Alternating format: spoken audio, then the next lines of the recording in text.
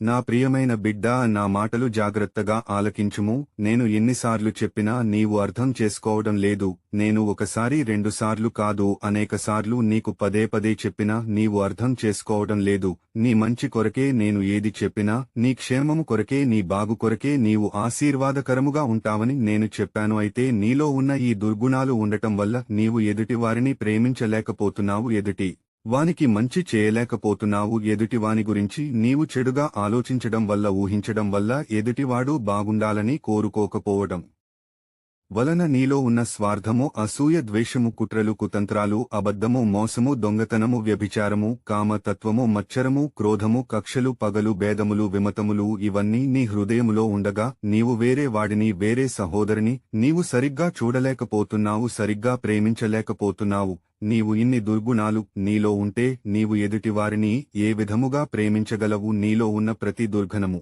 తొలగిపోయినప్పుడు, యేసు రక్తములో కడగబడినప్పుడు ఎదుటివారిని నీవు మంచిగా చూడగలుగుతావు. నీవు నీ గొప్పల కోసము, నీ పదవుల కోసము, నీ పెత్తనం కోసము ఎదుటివారిని చిన్న చూపు చూస్తున్నావేమో. నేను నిన్ను మర్చిపోతానని నువ్వు అనుకుంటావేమో. నేనే గొప్ప, నా మాట వినాలి, నా మాటే వింటే నేను మిమ్మల్ని గౌరవిస్తాను అని అనుకుంటున్నావేమో. నీ పదవులు, నీ పెత్తనము ఎన్ని రోజుల్లో ఉండదు. అది నీవు తెలుసుకుంటే మంచిది. అన్ని విషయాలలో జోక్యం చేసుకుని, అందరినీ చులకనగా చూస్తూ, అందర్నీ నీ ప్రక్కకు లాగుకుని, నీ మాట వినాలి, ఎదుటివాని మాట వినకూడదు అనే విధంగా మనుషులందరినీ చేర్చుకుంటున్నావేమో, మెప్పిస్తున్నవేమో. ఒకటి గమనించుము, నేను అన్ని చూస్తున్నాను, అన్ని పరిశీలిస్తున్నాను, అన్ని గమనిస్తున్నాను.